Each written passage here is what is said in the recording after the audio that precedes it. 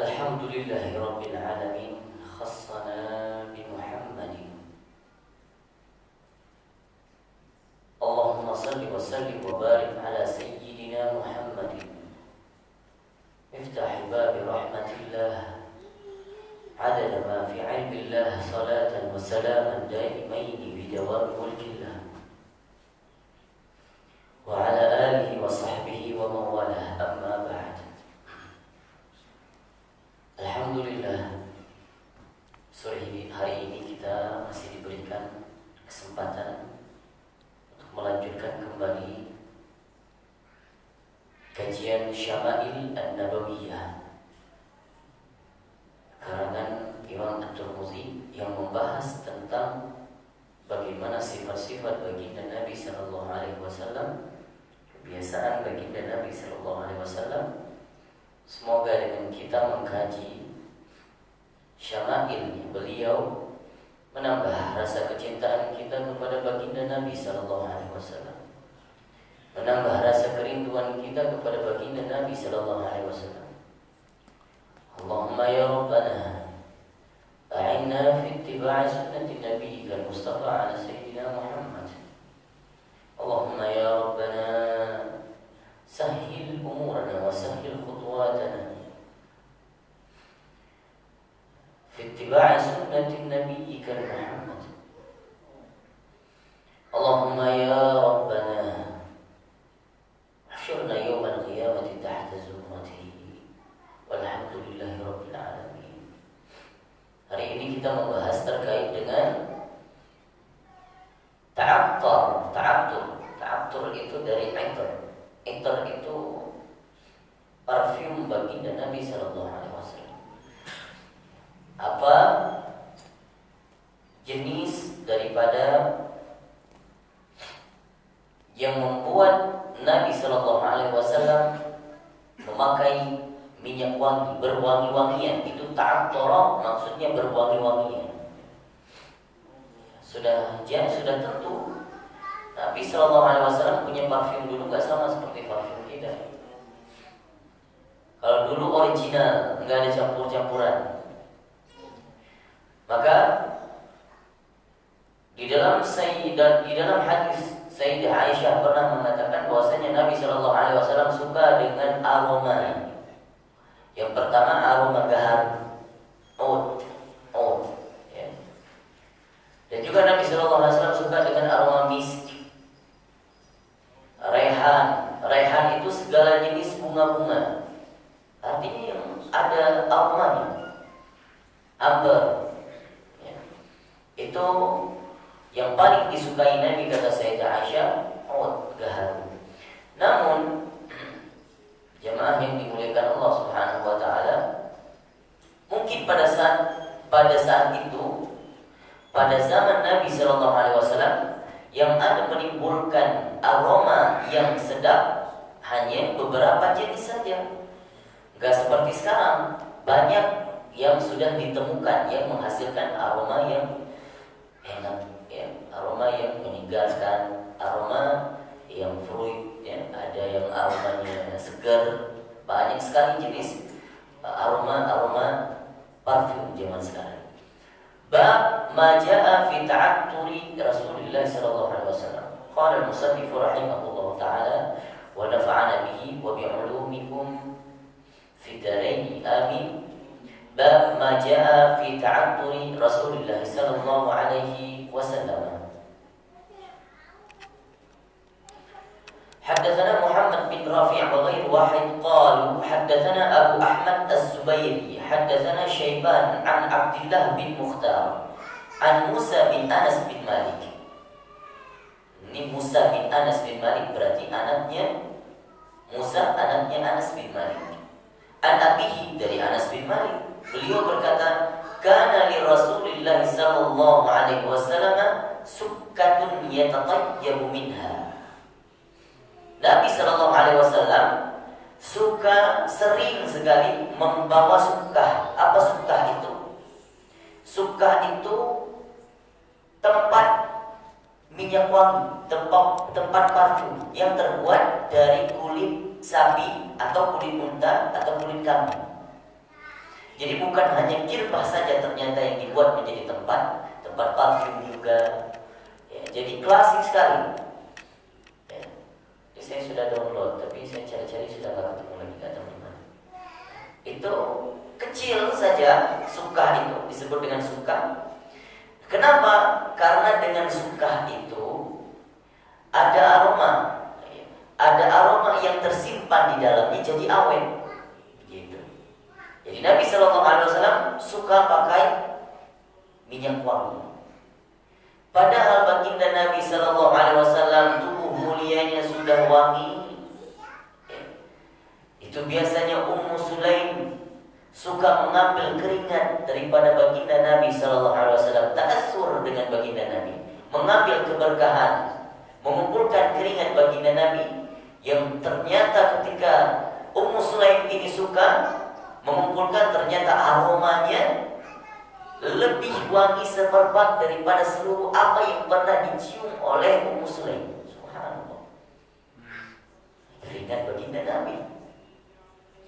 Maka Nabi Shallallahu Alaihi Wasallam diceritakan di riwayat yang lain oleh para sahabatnya bahwasannya ketika beliau duduk di satu tempat atau dari satu majelis atau berjalan dari satu tempat, itu bekasnya masih tercium aromanya Nabi Shallallahu Alaihi Wasallam tadi barusan di sini.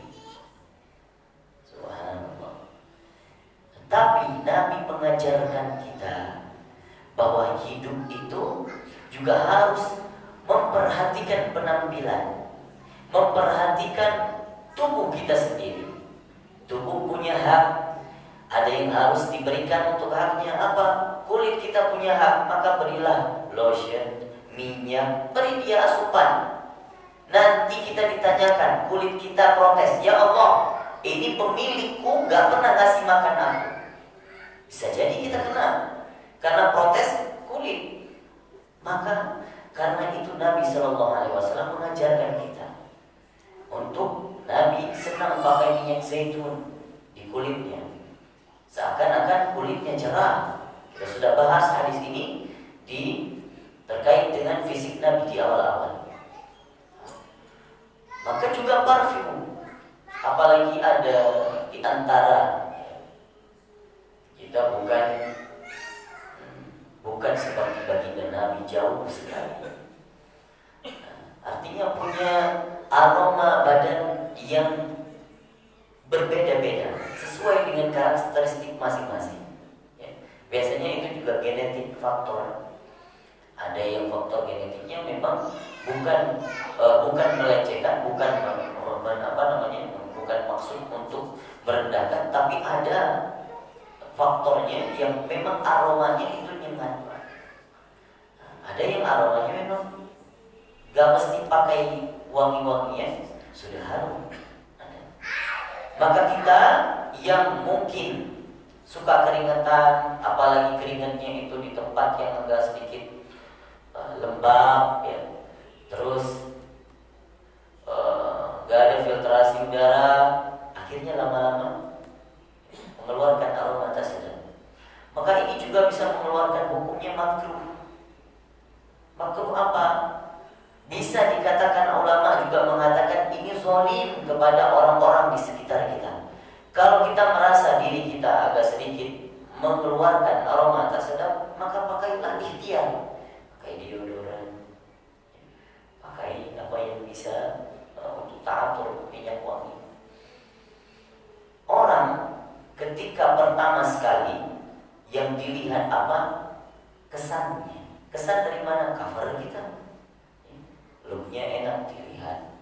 Terus kemudian aromanya wangi, akan senang. Gak usah ngomong dulu deh. Ya. Dilihat pertama sekali, first impression istilahnya anak zaman sekarang. Dan ketika melihat, subhanallah, senang melihatnya.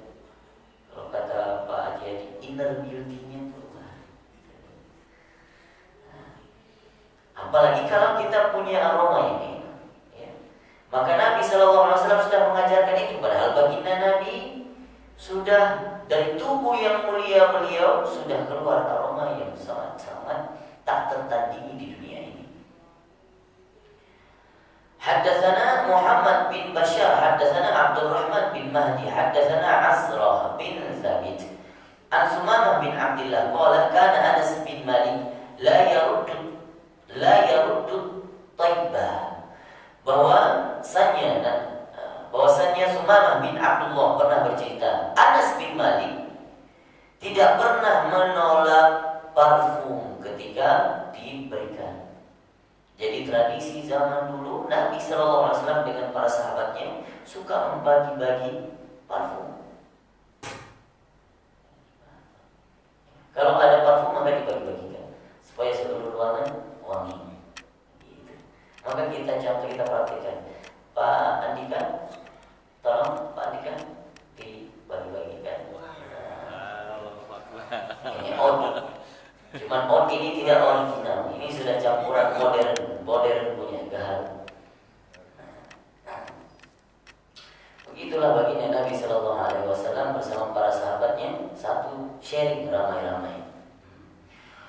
Wa qala Anas inna Nabi Sallallahu Alaihi Wasallam kana la yaruddu tayyib. Ternyata sahabat Anas bin Malik ini bercerita bahwasanya Nabi Sallallahu Alaihi Wasallam tidak pernah menolak kalau disemprotkan minyak wangi atau diberikan minyak wangi. Maka hargai ketika itu satu faedah menunjukkan Nabi Sallallahu Alaihi Wasallam menghargai pemberian orang lain, hadiah tidak pernah ditolak. Ketika ta'atur, ketika minyak wangi juga tak pernah ditolak. Maka apapun kalau misalnya diberikan, kita hadir ke majelis-majelis biasanya itu sering tuh, dibagi-bagikan minyak wanginya, sehingga ada yang kadang merasa kita nggak enak, kita tolak, itu tidak mengikuti sunnah. Sunnahnya terima saja. Terima saja. Selama itu wangi, meskipun wanginya mungkin kita punya selera masing-masing, tapi meskipun aromanya tidak sesuai dengan selera kita, disunahkan kita ikut ittiba Nabi, nggak pernah menolak ta'atur, nggak pernah menolak parfum ketika dibagikan. Sudah, pakai saja. Kalau pakai di tangan saja. Haddatsana Qutaibah bin Sa'id, haddatsana bin Abi Fudayl an Abdillah bin Muslim bin Jundub an abihi an Ibnu Umar qala Rasulullah sallallahu alaihi wasallam thalathun la turaddu al-wasailu wad-duhnu wal-laban. Kata Ibnu Umar di dalam hadisnya diriwayatkan oleh Ibnu Umar, beliau mengatakan bahwasanya Nabi sallallahu alaihi wasallam ada bukan tiga perkara, ada tiga bentuk hadiah yang tidak pernah ditolak oleh baginda Nabi Sallallahu Alaihi Wasallam. Apa itu al-wasaid? Wasaid itu bantal, bukan bantal tidur, tapi bantal untuk bersender. Ketika kita berbicara terkait dengan duka, tempat senderan Nabi, salah satunya tradisi orang Arab itu suka bersender di bantal. Dan mereka biasanya kalau duduk lesehan suka senderan begini. Sering kita lihat ya, orang Arab nongkrong begitu. Jadi nggak pakai kursi seperti kita. Maka bantalan untuk senderan itu tidak pernah ditolak Nabi ketika dihadiahkan. Waduhnu, dan juga minyak wangi. Duhnu ini segala minyak yang ada aromanya nggak pernah ditolak sama Nabi Sallallahu Alaihi Wasallam. Apakah itu yang dipakai di kulit atau dipakai di baju, semuanya jenis duhun, minyak tidak pernah ditolak oleh baginda Nabi. Walaban, dan juga susu. Kecuali beda hal di sini nanti kalau ada yang alergi susu, itu tidak apa-apa. Ini bukan bahwasannya kita juga ketika tidak menolak pemberian ini berniat karena ikut sunnah baginda Nabi, karena baginda Nabi tidak pernah menolak hadiah dan tidak pernah menolak rasa susu, tidak pernah menolak minyak wangi, tidak pernah menolak hadiah bantal, maka terima, dapat pahala sunnah.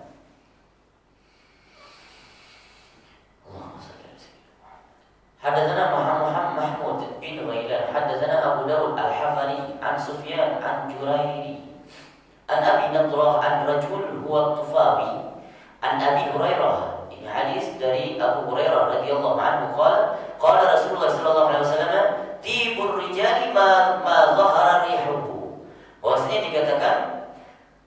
Nabi SAW sedikit berkomentar terkait dengan parfum wanita dan parfum perempuan. Subhanallah, ternyata Nabi saja berkomentar, punya selera, punya wangi. Kata Nabi SAW, parfum yang bagus untuk laki-laki madhahara rihuhu, yang wanginya strong, kuat, awet. Nah, kalau ini tadi agak soft ya, karena banyak campurannya. Tapi kalau ada gaharu yang benar-benar original, gak ada campuran, itu subhanallah. Kadang 1 bulan pun itu baju sudah dicuci masih aja. Itu pakai dikit aja.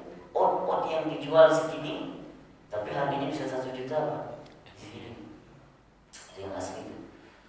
Nah, kita pakai dikit aja, masya Allah. Tahannya 1 bulan, dan dicuci pun masih luar biasa. Cuman saya sendiri pribadi juga nggak terlalu selera yang terlalu kuat, nusuk sekali, gitu. Suka yang agak ada softness. Wa khafiya launuhu, tapi warnanya transparan, ya, nggak ada yang berwarna-warni. Maka ketika kita bahas baju Nabi SAW yang tercelup dengan zafaran kemarin, ada warnanya. Nabi SAW membiarkan terlebih dahulu biar zafarannya hilang, bekas zafaran itu sudah sebulanan baru beliau pakai.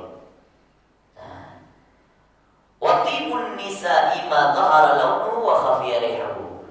Dan kata Nabi SAW, parfumnya perempuan kebalikannya, yang warnanya agak menonjol tapi aromanya soft. Aromanya tidak terlalu awet, tidak terlalu kecium, sampai 1 meter, 2 meter sudah kecium baunya.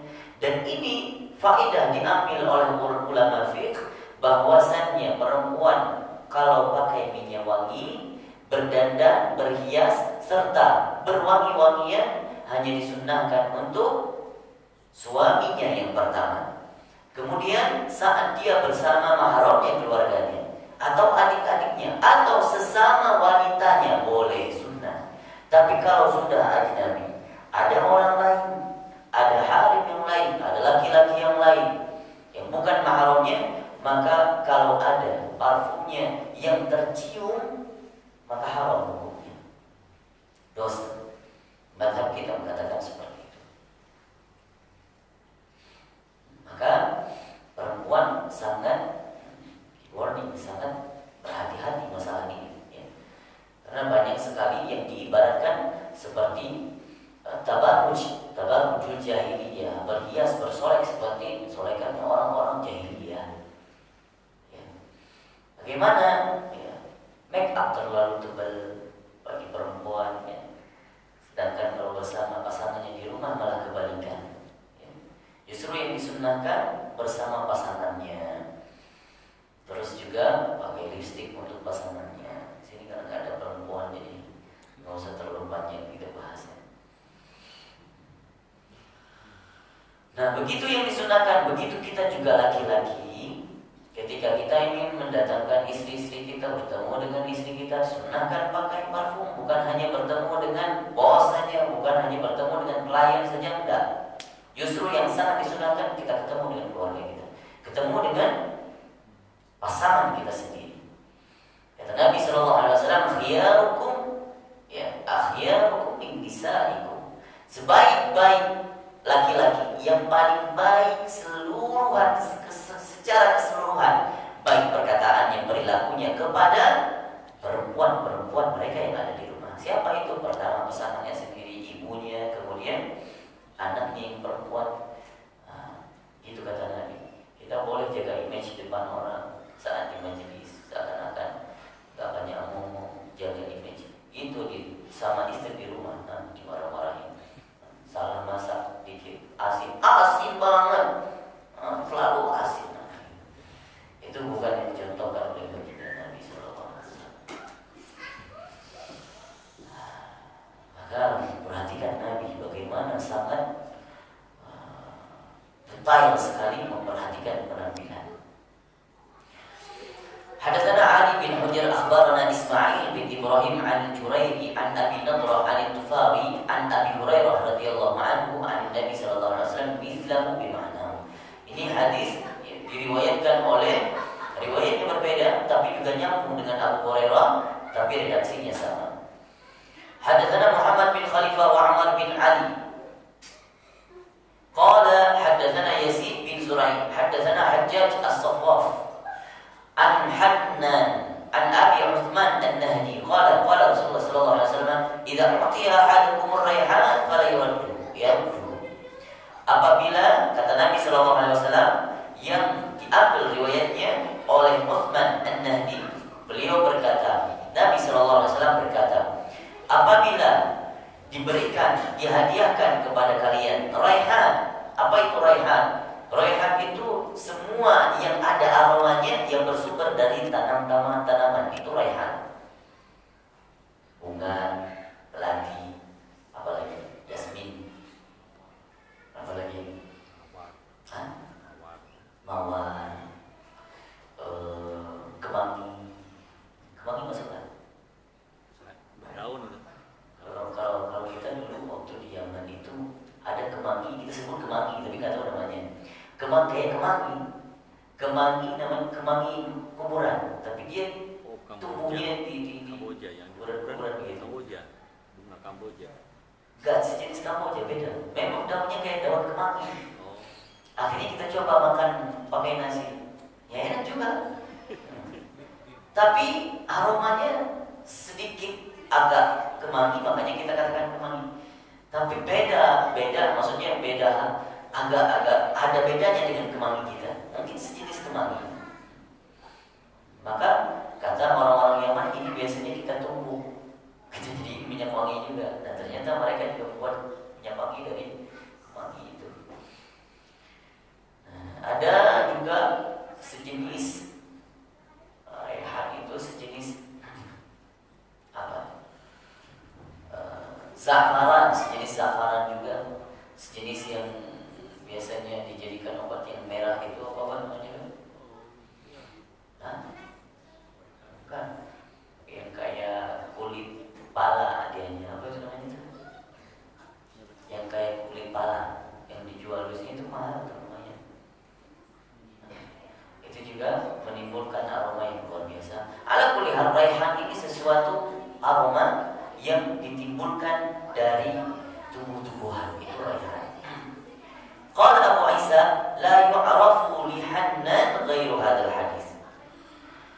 Terus kemudian Imam At-Tirmidzi mengutip hadis ini tapi mengomentari. Apa beliau komentar? Bahwasanya hadis yang meriwayatkan riwayat ini cuma satu perawi saja, satu jalur.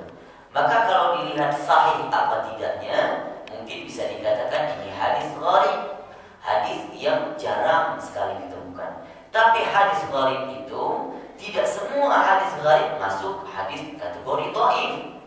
Ada hadis gharib satu perawi, satu riwayat saja, tapi valid, sahih tingkatannya. Jadi hadis gharib itu tidak melulu untuk menunjukkan itu hadis dhaif, tidak. Bisa jadi sahih, bisa jadi dhaif. Hadatsana Umar bin Ismail bin Ain bin Mujalid bin Sa'id al-Hamdani al-Baghdadi. Hadatsana Abi an Bayan an Qais bin Abi Hazm an Jarir bin Abdullah radhiyallahu anhu qala uridtu baina yaday Umar bin Khattab. Ini dari sahabat Jarir bin Abdullah radhiyallahu anhu, beliau berkata, "Uritu baina yaday Umar bin Khattab." Aku pernah menampakkan diriku di depan Umar radhiyallahu anhu. Qala Umar radhiyallahu anhu, fa alqa Jarir ridaahu. Kemudian Jarir ini, sahabat Jarir bin Abdullah, melepaskan ridanya.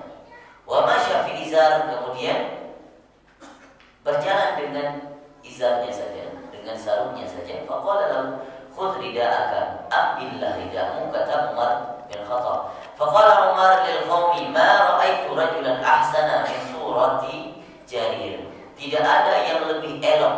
Ini kata Umar, kata Sayyidina Umar, beliau berkata, tidak ada laki-laki yang lebih gagah, yang lebih ganteng daripada Jarir bin Abdullah. Beliau berkata, illa ma balaghana min surati Yusuf. kecuali apa yang telah diinformasikan kepada kami kegantengan Sayyidina Yusuf alaihi salatu wassalam, Nabi Yusuf alaihi salatu wassalam. Terus apa hubungannya dengan inter ini? Nggak ada. Kemudian kenapa hadis ini dimasukkan ke dalam Syama'il? Wallahu a'lam. Jangankan saya saya baca pensyarahnya saja bingung. Saya nggak tahu kenapa alasannya ini dimasukkan ke sini. Karena ada, kita tabarukan, kita ambil barokahnya saja, kita bacakan. Gitu. Nah, sebenarnya tidak ada hubungan sama sekali dengan internya Nabi. Selesai terkait dengan bagaimana parfumnya baginda Nabi Sallallahu Alaihi Wasallam. Apakah akan dijelaskan bagaimana cara pakai Nabi, cara pakai parfum? Apakah ada? To be continue. Kalau saya katakan ada, nanti mana nyari sendiri. Kita bisa istiqomah menyelesaikan semuanya, baca ya. Kita lanjutkan bab kaifa kana kalam Rasulullah sallallahu alaihi wasallam. Bagaimana cara berbicara baginda Nabi, ini sangat penting. Kita contohi sebagai adab yang dalam berbicara. Hadatsana Humayd bin Mas'adah al-Basri, hadatsana Humayd bin al-Aswad an Usamah bin Zaid an Az-Zuhri an Urwah an Aisyah. Dari Sayyidah Aisyah beliau berkata, "Maka Rasulullah sallallahu alaihi wasallam yasrul sardakum hada, walakinnahu kana yatakallamu bi kalamin bayyin. Fasli yahfazuhu man jalasa ilaihi." Ini hadis diambil dari Sayyidah Aisyah radhiyallahu anha, beliau berkata bahwasanya Nabi sallallahu alaihi wasallam yasrulu sardakum hada. Ini maksudnya memberikan pembelajaran yang sangat penting terhadap kalian. Walakinnahu kana yatakallamu bi kalamin bayyin. Nabi saat berbicara hal yang penting, meski yang tidak penting sekalipun, karena Nabi sallallahu alaihi wasallam tidak pernah berbicara kalau kecuali itu penting. Wa ma yantiqu 'anil hawa in huwa illa wahyu yuha, disebutkan di dalam surah An-Najm. Bahwasanya Nabi sallallahu alaihi wasallam tidak pernah berbicara kalau itu pembicaraan yang sia-sia. Yang dibicarakan Nabi, yang keluar dari lisan Nabi, semuanya wahyu dari Allah. Semuanya wahyu. Maka oleh karena itu Nabi sallallahu alaihi wasallam dikatakan oleh Sayyidah Aisyah ketika berbicara bikalamin bayyin, dengan kalimat yang sangat jelas. Enggak istilahnya, enggak nyerocos, terus enggak ada yang ngomong kadang kalimatnya enggak jelas, bukan kalimat baku. Nabi ketika keluar huruf per huruf ketika berbicara jelas sekali. Wa faslin, dan juga terpotong-potong. Maksud terpotong apa? Terputus. Maksudnya apa? Tidak digabungkan satu kalimat atau dua kalimat yang itu menyebabkan kalimat yang keluar, ada huruf yang keluar gak jelas. Nabi gak begitu. Misalnya kita mau mana? Jelas gak apa itu? Saya ngomong mana? Paman yang tidur. Itu padahal saya katakan Pak Ahmad jangan tidur, itu. Misalnya Pak Ahmad jangan tidur, itu jelas bahasanya. Tapi Pak Ahmad mau kemana? Pak Ahmad mau kemana? Nabi SAW ketika berbicara sangat jelas. Kita tidak bisa mempraktikkan sempurna baginda Nabi SAW. Subhanallah. Yahfaduhu man jalasa ilaihi. Yahfaduhu man jalasa ilaihi. Artinya merangkul semua orang yang sedang duduk dengannya. Diperhatikan oleh baginda Nabi. Tidak disia-siakan satu pun. Misalnya ada di pojok sana satu, di pojok sini satu, semua diperhatikan oleh baginda Nabi. Beliau fokus terhadap semuanya. Kalau berbicara itu bagian daripada kesopanan ketika berbicara. Subhanallah. Ada orang yang mungkin di antara kita hanya memperhatikan seseorang, dia fokus sama dia saja kalau dia yang mengerti, yang lain tak mengerti misalnya gitu. Tidak, Nabi tidak begitu. Semua sahabatnya mau mengerti atau tidak mengerti diperhatikan oleh baginda Nabi sallallahu alaihi wasallam. Haddatsana Muhammad bin Yahya haddatsana Abu Qutaibah Salam bin Qutaibah, an Abdillah bin Musanna, an Sumamah, an Anas bin Malik, dari Anas bin Malik beliau berkata, kana Rasulullah sallallahu alaihi wasallam yu'idul kalimata thalathan lituqala anhu. Bahwa Nabi sallallahu alaihi wasallam suka sering mengulang-ulang perkataannya sampai 3 kali agar mudah dicerna, agar mudah diresapi oleh para sahabat. Sering sekali, jadi hanya bukan tugas. Misalnya Nabi mengatakan, la yashrabanna ahadukum qa'iman. Jangan ada di antara salah satu di antara kita minum dengan keadaan berdiri. Fa illam yastati falyastaqi. Kalau dia nggak bisa, maka jongkok. Kalau nggak bisa duduk, jongkok. Nabi ulang lagi sampai 3 kali. Supaya apa? Yang mendengar daripada sahabat Nabi, yang mendengarnya bukan hanya mengerti, tapi menghafal kalimatnya. Maka subhanallah, ini informasi terkait dengan semua tentang baginda Nabi. Apa yang pernah dibicarakan oleh baginda Nabi tersampaikan kepada kita sekarang. Kenapa? Karena berkahnya bagaimana pembicaraan baginda Nabi, sehingga nempel di kepala para sahabat. 3 kali diulang. Apalagi baginda Nabi kalau sudah berbicara terkait dengan hal-hal yang berat, wahyu yang berat. Wahyu yang berat itu terkait dengan azab neraka. Biasanya diulang-ulang oleh baginda Nabi.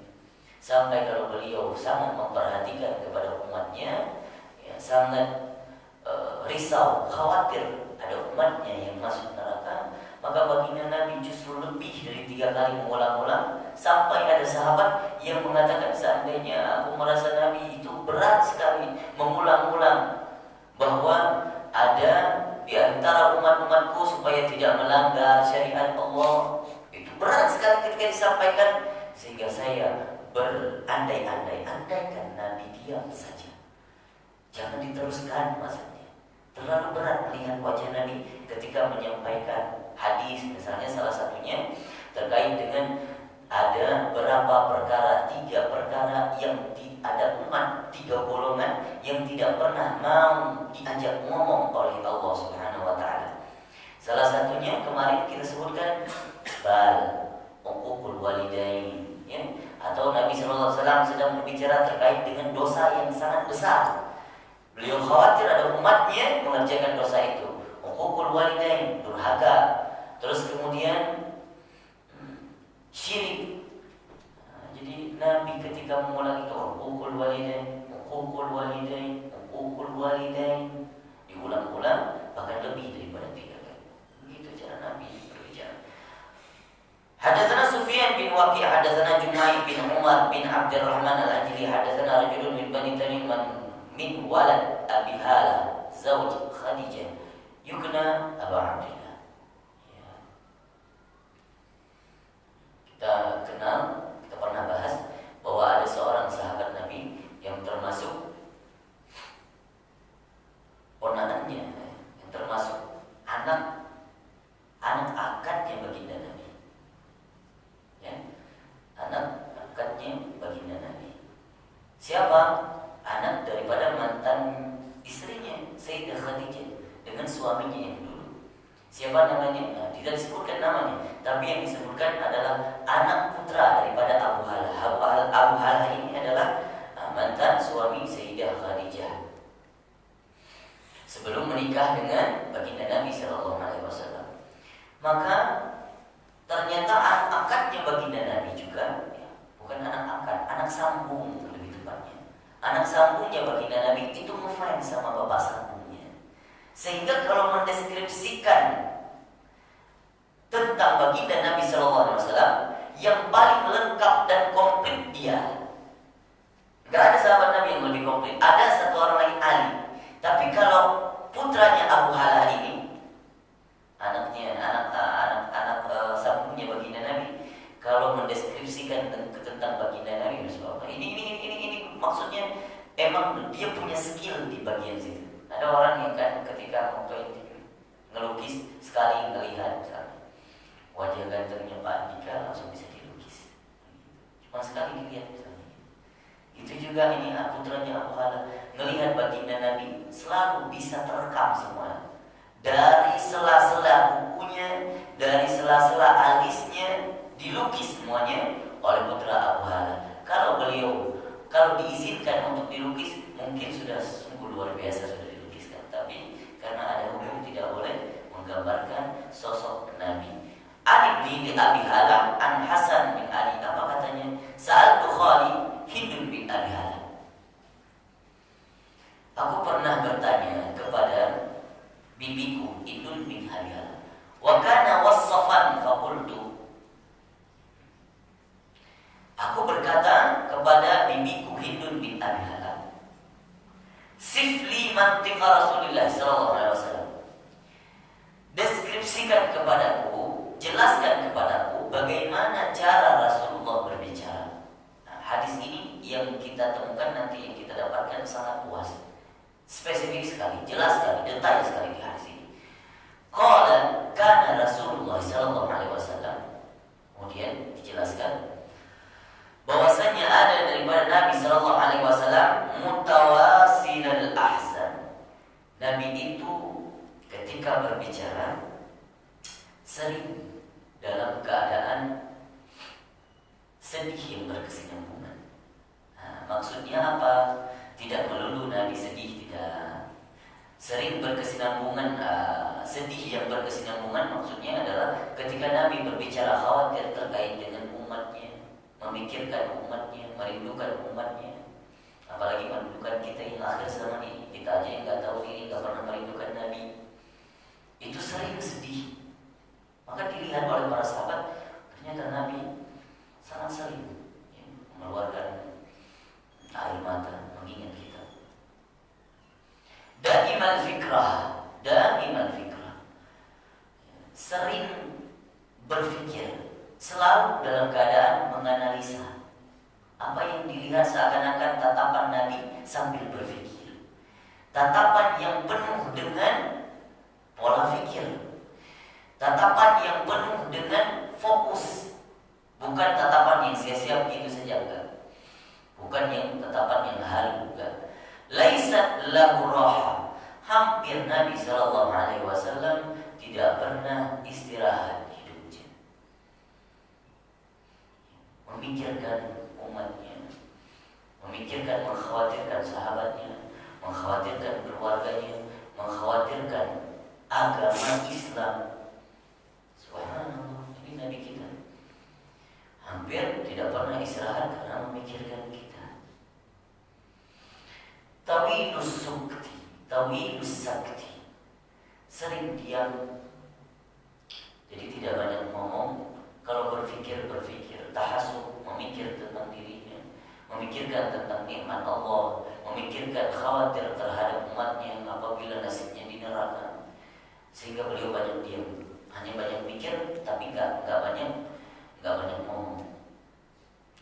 La yatakallamu fi ghairi hajah, tidak ngomong kecuali butuh. Ada yang harus diomongkan, baru Nabi ngomong. Kalau enggak ada, maka Nabi SAW tidak ngomong begitu saja. In huwa illa wahyu yuha, kecuali wahyu yang diwahyukan melalui lisan Nabi, baru Nabi sampaikan. Yaftatihul kalama wa yakhtimuhu bi ashdaqi. Nah, maksudnya membuka perkataan, setiap membuka perkataan membuka dengan nama Allah. Wa yakhtimuhu, dan juga menutup semua perkataan juga menyebut nama Allah.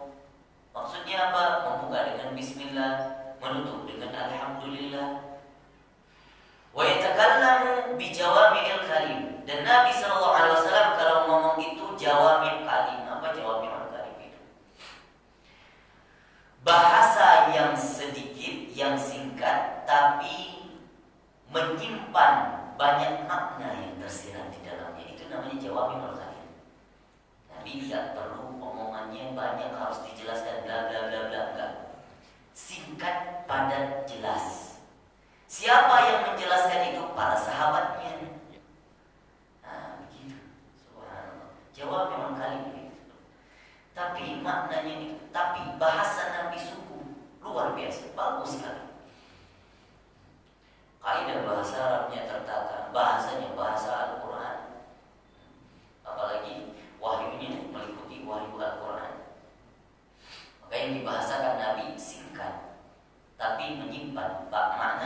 yang makna itu bisa diterapkan di kondisi apapun. Maksudnya begitu. Sampai akhir zaman nanti berlaku hadis Nabi. Karena sesuai dengan konteksnya, sesuai kondisinya. Namun tidak sampai tahapnya seperti bahasanya Allah dalam Al-Quran.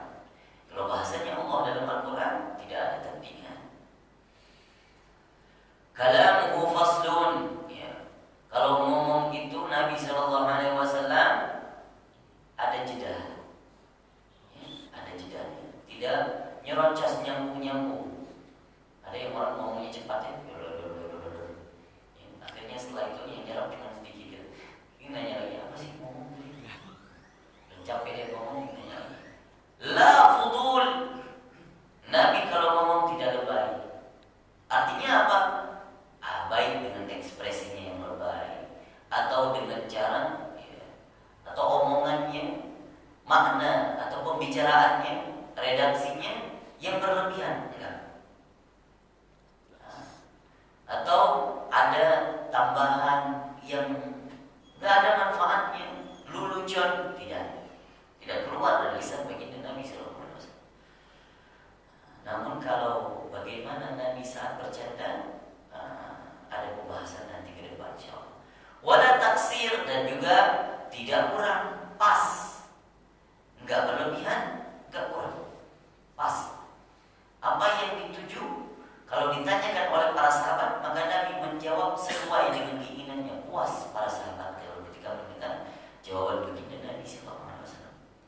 Laisa bil jafi, juga tidak penuh dengan kekerasan. Kalau ngomong enggak keras-keras Nabi itu. Enggak ngebentak-bentak, itu jafi. Wala bil muhin, dan juga tidak nyelekit. Nyelekit.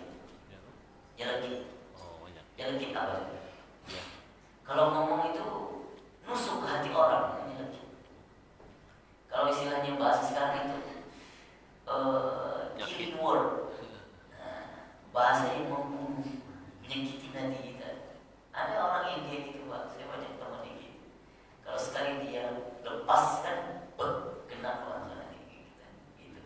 Killing. Itu skill, tapi skill yang tak baik. Dengan itu, Nabi itu tak pernah nyelekit kalau ngomong. Santun, terus kemudian jelas bahasanya, lembut, suka mengulang 3 kali, enggak cepat-cepat banget kalau ngomong. Yu'adzimun ni'mata wa indaqqat. Beliau itu selalu mengagungkan nikmat, mensyukuri nikmat wa indaqqat, meskipun itu sekecil apapun. Termasuk kalau kita jauh sekali dari baginda Nabi, ya Allah, melihat baju jelek, enggak usah pakai lagi, baju ini udah jelek. Itu tidak mensyukuri nikmat secara tidak kita sadari. Nabi tidak pernah seperti itu. Apapun nikmat yang diberikan, mau baju sudah usang, sudah tidak perlu dikatakan ini jelek, itu nikmat Allah. Ada makanan keras, ya, atau nasi agak keras, atau agak asinan kuah, sering sekali enggak enak. Jangan lagi makan di situ. Oh, saya enggak beli di situ lagi. Enak, kurang pas. Gitu. Tapi kalau untuk dalam konteksnya memberikan informasi, ya boleh-boleh saja. Misalnya yang suka kulineran, di mana nih makanan di sana?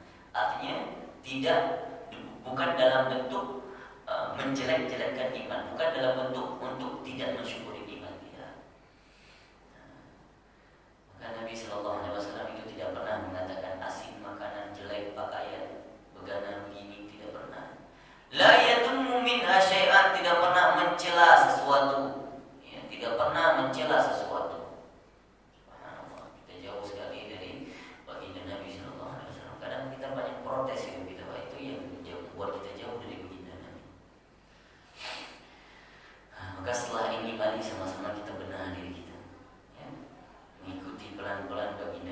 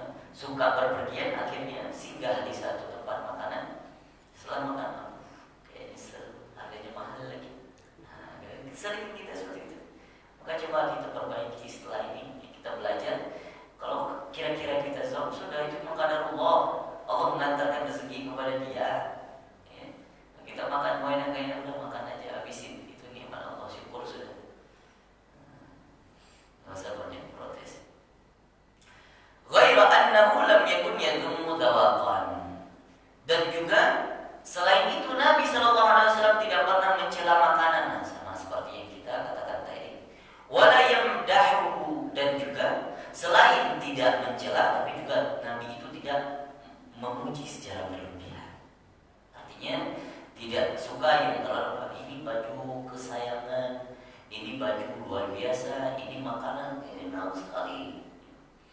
Juga tidak. Paling kalau memuji sekedarnya saja. Insyaallah enak sudah. Alhamdulillah. Kita memuji Allah saja disunnahkan 2 kata. Alhamdulillah. Kalau memuji makhluk harusnya lebih singkat dari memuji Allah, jangan berlebihan. Apalagi memuji bos. Banyak kan kita ngatur, Bapak luar biasa, ganteng sekali, bla ini itu, dengan tujuan-tujuan tertentu. Tapi kalau memuji dengan niat untuk memberikan kesenangan orang lain boleh, sangat disunahkan. Ya.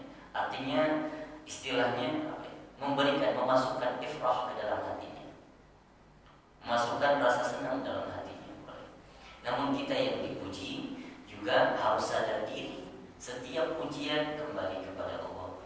Segala sesuatu bukan dari kita, semuanya milik Allah. La haula wala quwwata illa billahil aliyyil azim. Wala tughdibuhu ad-dunya. Tidak pernah yang membuat Nabi sallallahu alaihi wasallam marah karena urusan dunia, tidak pernah. Emosi Nabi sangat terkontrol. Tidak pernah karena urusan dunia, maupun di jalan dimanapun ada yang nyenggol Nabi, tidak pernah marah.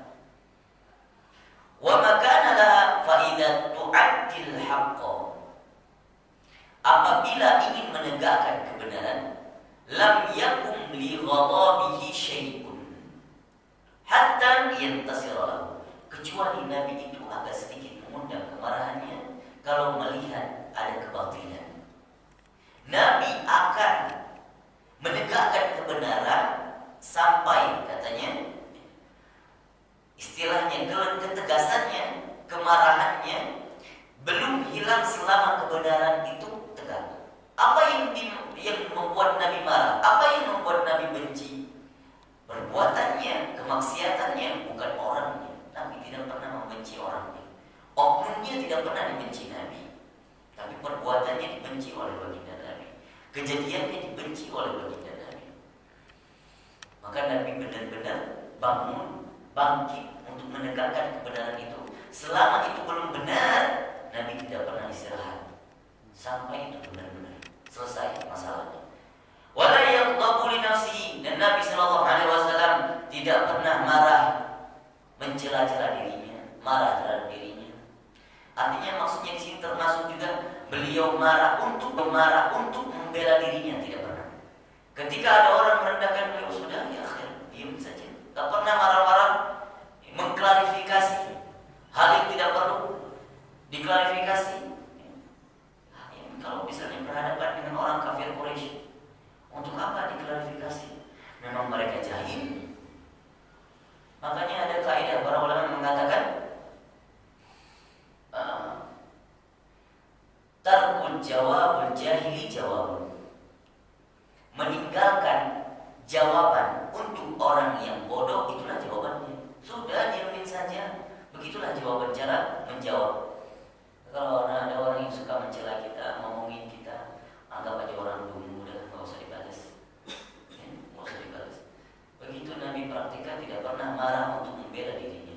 Wala yantasiru lahu, dan juga tidak pernah, maksudnya wala yantasiru lahu, tidak pernah seperti tadi kita katakan, nggak pernah menolong dirinya, nggak pernah membela dirinya untuk sesuatu hal-hal yang berbau keduniaan. Idza asyara bi kafi kulliha, apabila beliau sedang berbicara kemudian menunjuk, maka menunjuk dengan semua tangannya, semua jarinya.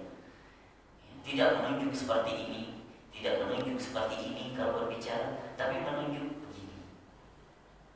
Nah, ini tata cara Nabi. Ya Bilal, lihat di sana. Nah, saya begitu. Subhanallah, begitu cara Nabi menunjuk. Wa idza ta'ajjaba qalabah. Kalau beliau kagum dengan sesuatu, ini biasa, ini tradisi orang Arab sampai sekarang masih. Apabila beliau kagum terhadap sesuatu, biasanya membolak-balikkan tangannya. Maksudnya bagaimana? Kalau begini ya, kalau kagum, begini, membalikkan tangannya. Ini biasanya yang sering dipakai orang Arab sering seperti ini. Beda kalau karakter kita, gitu. Kita nggak ada mimik tangan kita. Nggak ada,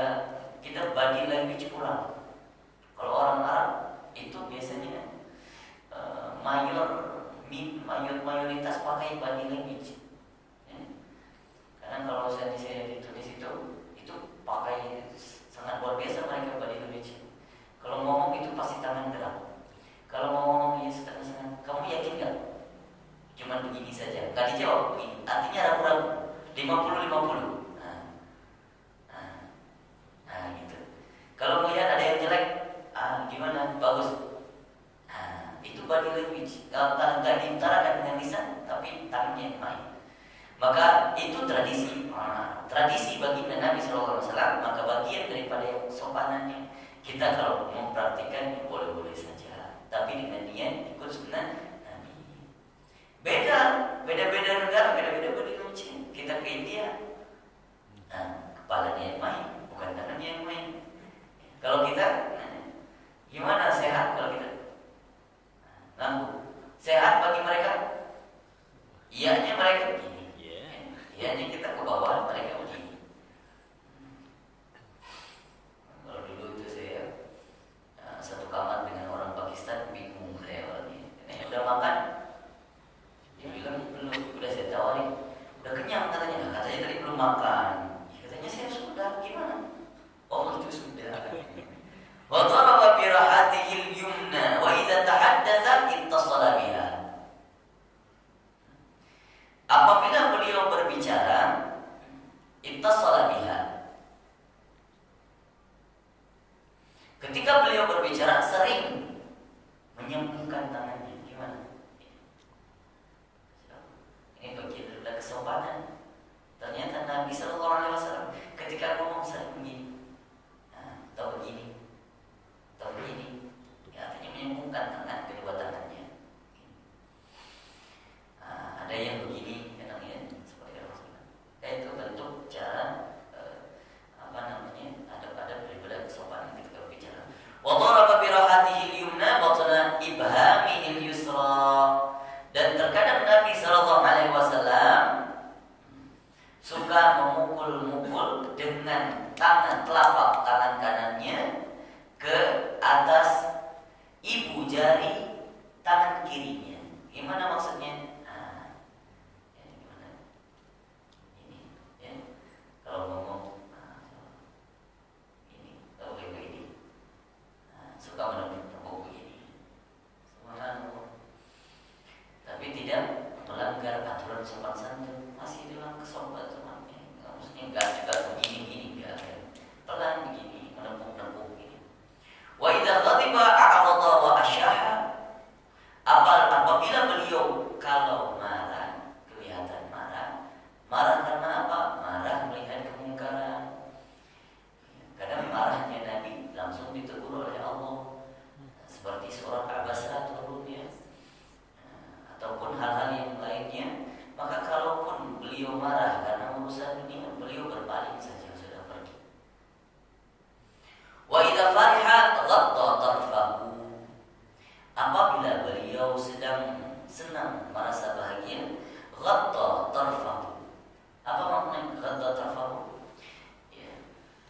Akan keluar ujung daripada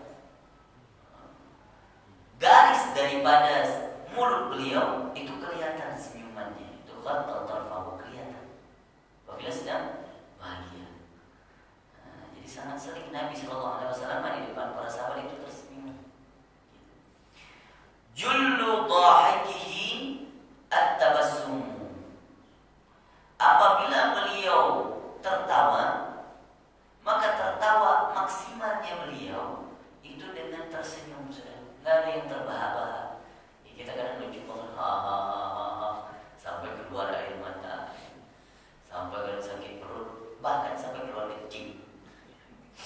Nabi Sallallahu Alaihi Wasallam, ya, selucu apapun tersenyum saja. Kalaupun semaksimal mungkin itu keluar kelihatan gusi-gusi mulia begitu Nabi.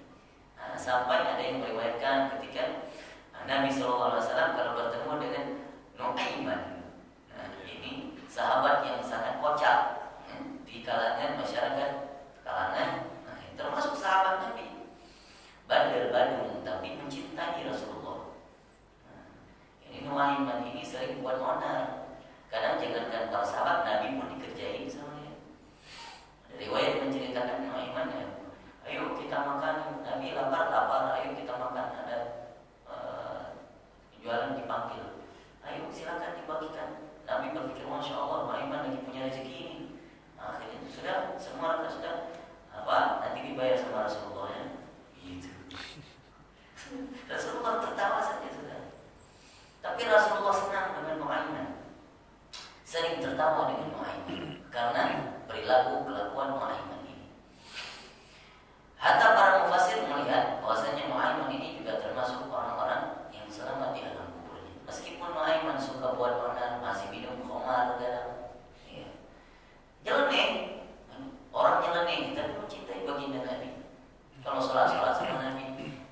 malam ikut minum khamar lagi, sholat lagi, itu nyeleneh sekali.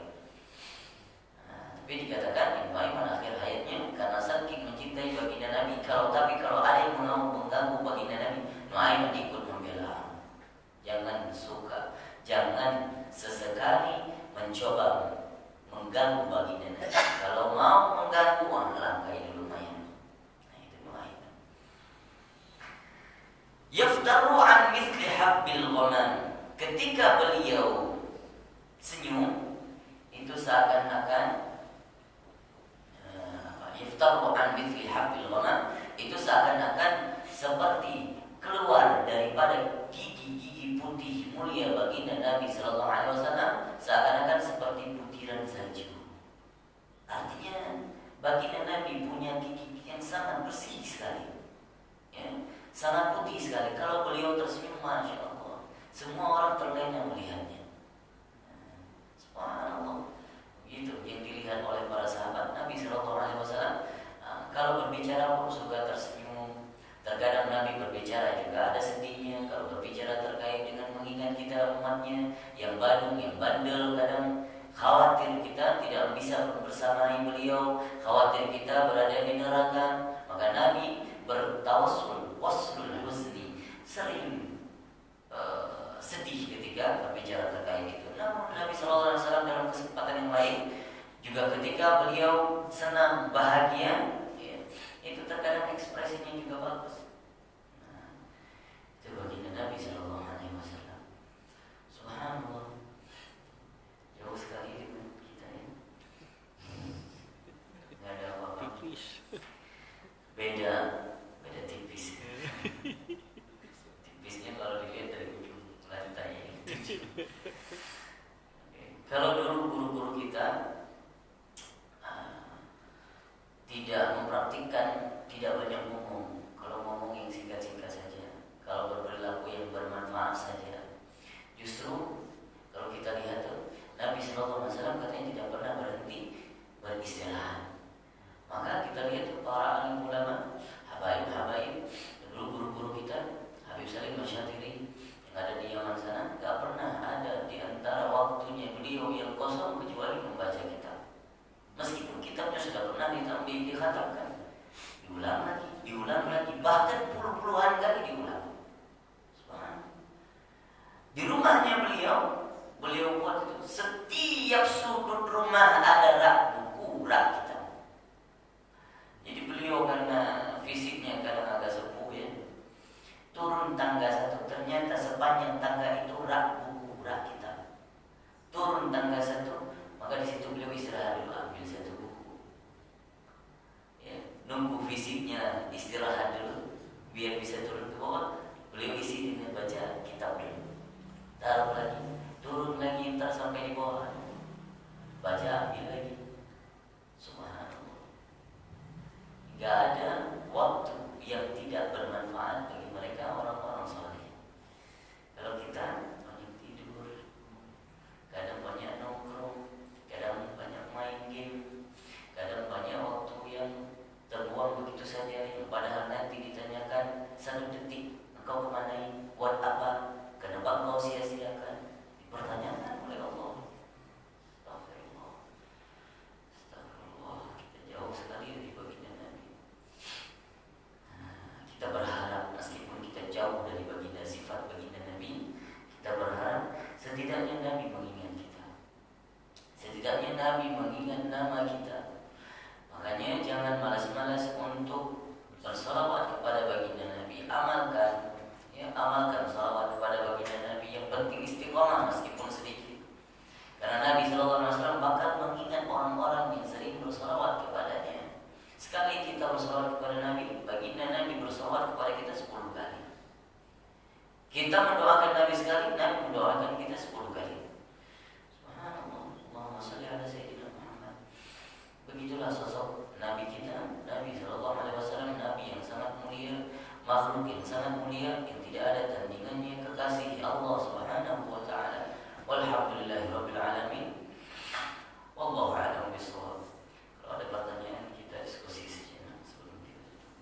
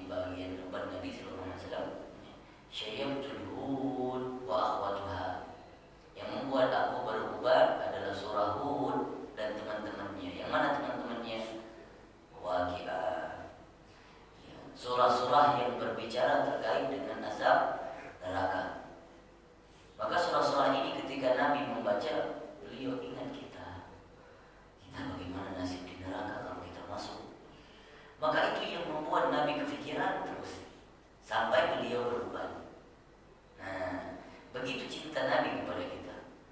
Nah, kalau merawatnya Nabi Shallallahu Alaihi Wasallam diriwayatkan ada beberapa riwayat Nabi Shallallahu Alaihi Wasallam pernah pakai semir, nyemir, ya.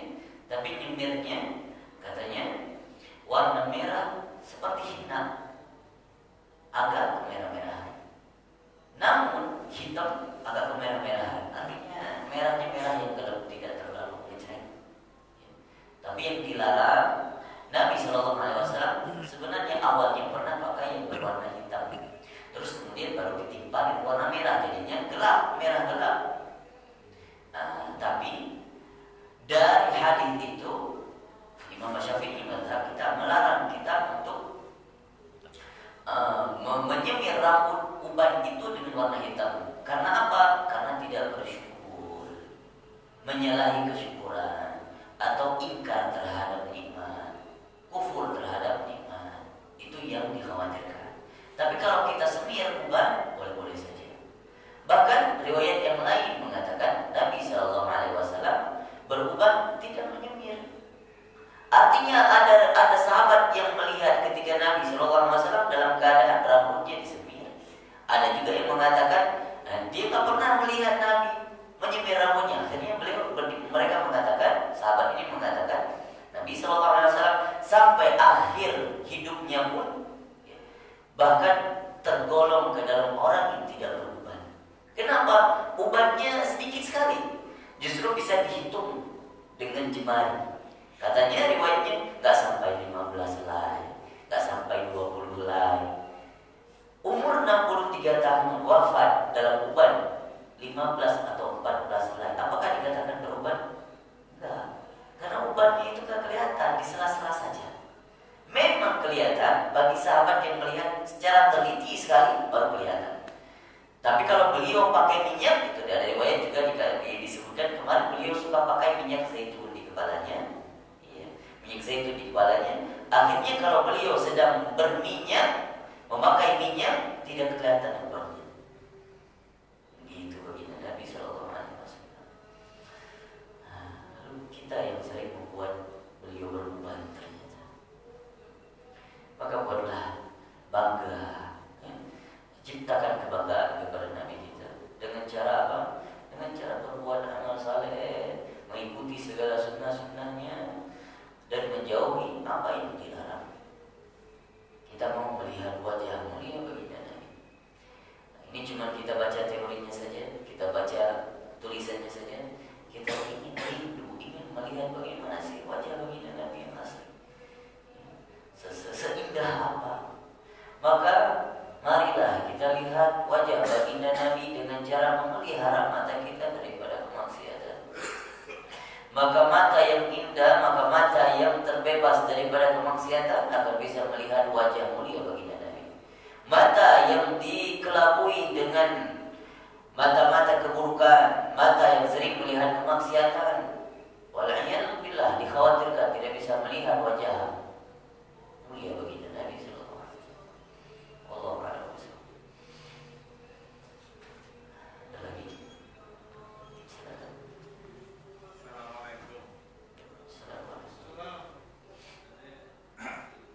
Saya pernah membaca di suatu buku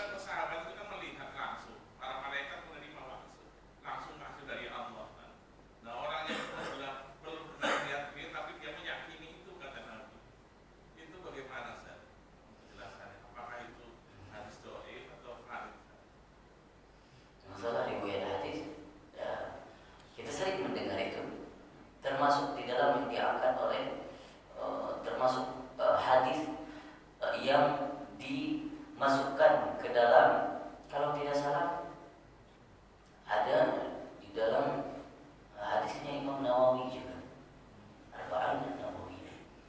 Maka kalau tingkatan hadisnya termasuk hadis sahih. Nabi Shallallahu Alaihi Wasallam maknanya kalau beliau merindukan umat akhir zaman nanti yang tidak pernah melihat baginda Nabi tapi beriman dengan sabdanya, mencintai Nabi Shallallahu Alaihi Wasallam, padahal tidak pernah melihat. Bukan hanya generasi tabi'in saja, tapi justru kita sampai akhir zaman nanti itu yang pernah dirindukan Nabi Shallallahu Alaihi Wasallam. Mau kita di akhir zaman, ya, mau kita yang di ujung zaman nanti, kita Allah alam, kita nggak tahu. Pokoknya dari fase Nabi Shallallahu Alaihi Wasallam sudah dikatakan akhir zaman, apalagi sekarang. Apalagi generasi-generasi setelahnya nggak tahu akhir kiamat ini bumi ini akan berakhir kapan, kiamat itu akan muncul kapan, Allah a'lam. Maka setelah dari masa Nabi sendiri sudah dikatakan fase akhir zaman. Maka Nabi Sallallahu Alaihi Wasallam ketika mengatakan beliau merindukan semua umatnya tidak terkecuali, termasuk kita di dalamnya. Pertanyaannya bukan itu, apakah kita yang termasuk merindu baginda Nabi atau tidak? Apakah kita yang termasuk benar-benar iman kepada baginda Nabi atau tidak? Nabi memang khawatir kepada semua umatnya. Apakah kita khawatir terhadap diri kita atau tidak? Ini yang menjadi permasalahan. Maka kalau kita ingin menjadi orang yang benar-benar dirindui sama Nabi Shallallahu Alaihi Wasallam, jadilah orang-orang yang benar. Jadilah orang yang peduli terhadap diri kita, peduli terhadap bagaimana nasib kita di akhirat, peduli, cinta, sering berindu, sering menitaskan air mata karena rindu kepada baginda Nabi, balas kerinduan itu. Maka nggak jarang, apalagi orang-orang soleh generasi tabi'in, karena generasi mereka sudah sangat dekat dengan baginda Nabi. Kita yang akhir zaman ini justru ujiannya lebih besar daripada mereka, dengan dikelabui teknologi yang begitu canggih, fitnah di mana-mana. Maka iman kita, kalau ada orang hidup di zaman sekarang imannya sangat murni seperti para tabi'in zaman dulu, maka kualitas imannya lebih jauh, lebih bagus kualitasnya daripada tabi'in. Kenapa? Karena mereka hidup tidak seperti kehidupan kita. Mereka punya cobaannya masing-masing di era mereka, tapi tidak sama dengan era kita. Ada kulihat yang dirindukan Nabi Sallallahu Alaihi Wasallam semuanya tanpa terkecuali, mengaku lahir di atas, di bawah generasi yang berislam, di bawah liwa baginda Nabi, maka akan dirindukan oleh baginda Nabi Sallallahu Alaihi Wasallam. Silakan. Saya pernah dengar, jadi kalau Rasul juga kalau ngomong itu mukanya nggak pernah gini, jadi ngomong sama orang tuh dia menghadap wajahnya, terus kemudian kalau dalam satu majelis kan kalau dia boleh bicara gitu, dia selalu misalkan ada bani ini paling hebat menghadap ini, itu gimana? Itu hadisnya di Syamilnya, di Samailnya ada atau di tempat lain gitu? Di Syamil ada disebutkan kemarin yang bahas di awal-awal tentang visi baginda Nabi, dideskripsikan visi baginda Nabi, katanya kalau beliau menoleh dengan seluruh tubuhnya. Iya. Jadi kalau beliau berbicara, ada teman di samping berusaha untuk menoleh seluruh tubuhnya, untuk menghormati lawan bicaranya. Itu adabnya. Jadi tidak ditoleh hanya kepalanya saja, tapi semampunya kalau kita bisa praktek. Ya kalau mungkin dalam kondisi-kondisi tertentu kita nggak bisa menoleh dengan sepenuhnya, ya sebisanya, ya menghormati lawan bicara. Ada di Syamai, sudah lewat. Ya, yang ini yang apa tadi kalau ngobrol sama ini kan sama bani-bani itu rapat itu kan majelis gitu, dia nyebutin dulu ini kehebatan masing-masing apa gitu. Waktu memulai pembicaraan ya, apa itu benar apa? Nabi Sallallahu Alaihi Wasallam riwayat yang lain mengatakan Nabi Sallallahu Alaihi Wasallam suka memulai pembicaraan ada intronya. Ya, intronya. Ada mukaddimahnya. Enak kita dengar. Jadi ingin tidak langsung to the point, tahu latar belakangnya apa. Secara sangat struktural ketika beliau ngomong. Maka ada tujuan tertentu kalau beliau ingin mengangkat misalnya yang menyanjung milik suku, menyanjung di masa kehidupan baginda Nabi sangat menyanjungi kepala suku. Suku masing-masing sangat disanjung-sanjung. Antara suku satu dengan bani yang lain itu saling rivalitasnya tinggi, saling menyaling, saling bersaing. Berbeda dengan zaman kita sekarang. Justru kita nggak ingat namanya gitu. Cuman sampai kakek kita doang yang ingat. Mereka ingat semua nasab ke atas. Itu kebanggaan mereka. Maka Nabi SAW ketika misalnya rapat, ya, ataupun ada hal yang ingin dimusyawarahkan, supaya tidak terjadi pertikaian, akhirnya disanjung yang A, disanjung yang B, ya, dibuat klarifikasi seperti di tengah, gitu. Itu sosok pemimpin yang luar biasa. Maka contoh pemimpin yang baik, lihat baginda Nabi SAW. Segala aspek kehidupan, lihat uswah baginda Nabi SAW. Itu benar, hadis riwayat ada yang bicara seperti itu.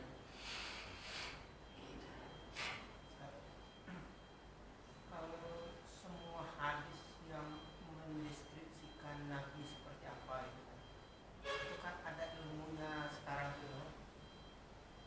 Seseorang menceritakan orang lain bisa gambar itu dan mirip banget. Apalagi sekarang ada artificial intelligence. Jadi waktu Ustaz menerangkan tadi saya bayangkan kalau semua hadis tentang narasi deskripsi Nabi masukkan ke artificial intelligence, jangan-jangan muncul itu. Khawatirnya mereka dapat deskripsi ini sehingga dicoba untuk digambarkan. Khawatirnya begitu. Maka tapi itu gak menutup kemungkinan fitnah itu akan terjadi. Ya. Karena kita nggak tahu rahasia akhir zaman. Ada disebutkan itu juga termasuk hal yang gaib, rahasia akhir zaman. Di akhir zaman Nabi SAW secara garis besarnya mengatakan di akhir zaman nanti tidak, kita justru sulit membedakan mana yang hak dan mana yang batil. Ya, mana dajjal, sesungguhnya dajjal, mana yang bukan dajjal, sulit untuk membedakan. Ya. Karena banyak faktor, kondisi alam, psikologis manusia, banyak faktor. Kalau kita berbicara soal itu, maka sangat relate dengan yang dikatakan sama Pak Hendra. Bisa jadi ya, kita tidak bisa memastikan. Bisa jadi ada orang yang bisa mungkin nanti dengan kecanggihan teknologi membuat robot berbentuk seperti Nabi, kemudian mengaku Nabi. Dan memang programnya betul-betul didesain betul, ya, fisiknya dilihat. Bukannya mereka tidak tahu, bisa jadi mereka mengambil daripada referensi-referensi Islam untuk membuat fitnah terhadap Islam. Pasti itu. Karena semua apa yang ingin mereka orientalis untuk menyerang Islam pasti diambil senjatanya dari Islam. Pelurunya diambil dari Islam untuk menembak kita. Orang Muslim istilahnya gitu. Diambil celah-celah di mana kecacatan daripada hadis itu, di situ diserang. Dari Al-Quran ada yang cacat menurut mereka, di situ diserang. Subhanallah, bisa jadi gitu. Ini saya juga pernah membayangkan itu. Artificial intelligence itu kan kadang cuma diceritakan saja bisa langsung menggambar ya. Apalagi ini secara spesifik kan banget itu tentang fisik Nabi, wajah Nabi begini, alisnya begitu, hidungnya begitu, giginya bisa langsung digambarkan pasti. Namun kenapa sekarang belum ada? Ya alhamdulillah masih dijaga sama Allah. Tapi bisa jadi akhir zaman nanti. Kapan itu? Wallahu. Mudah-mudahan gak terjadi. Mudah-mudahan ya Allah yang menjaga itu. Supaya kalau itu terjadi, dikhawatirkan ada orang yang benci terhadap Islam, mencela, melecehkan baginda Nabi SAW. Berat hukumannya orang yang menghina Nabi. Berat sekali hukumannya. Dapat laknat langsung di dunia. Takutnya kan sekarang kabarnya ya dan pakai teknologi tertentu wajah orang di dalam tanah itu bisa tertangkap. Sementara kita meyakini wajah Nabi fisiknya kan tidak hancur kayak orang umum gitu. Tapi jasad Nabi SAW, kalau kita lihat lapisan makamnya dilapisi besar. Itu dibuat di era masa Khalifah Abbasiyah. Karena ada cerita seorang Yahudi yang ingin mengambil jasad baginda Nabi, membuat markasnya dekat dengan makam baginda Nabi, dia buat lubang dari bawah.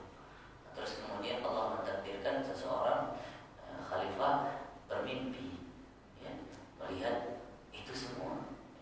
Ada lubang dimimpikan kepada seorang khalifah, akhirnya khalifah itu turun tangan untuk ternyata benar-benar kedapatan ini orang pura-pura soleh, jadi orang pura-pura jadi orang soleh, sering sholat di Masjid Nabawi, tapi tercurigakan oleh masyarakat sekitar, masyarakat Madinah. Akhirnya apa? Ditangkap, dipancung mati. Artinya Allah yang jaga jasad beliau dan Nabi. Makanya akhirnya ditambah apa? Sampai masih itu jadi kerangkeng yang di dalam Masjid Nabawi itu sudah bisa dibuka, tapi dalamnya sudah mati, gembok, nggak bisa dibuka lagi, sudah dibeton mati sudah, nggak ada yang bisa masuk. Dan itu 3 lapis baja ada di dalamnya. Subhanallah. Apakah ada jasad bagi Nabi yang mulia? Ya, kemungkinan besar karena jasad para orang soleh Nabi itu tidak akan dimakan ditelan sama bumi, dimakan sama rayap, tidak akan. Utuh seperti semua.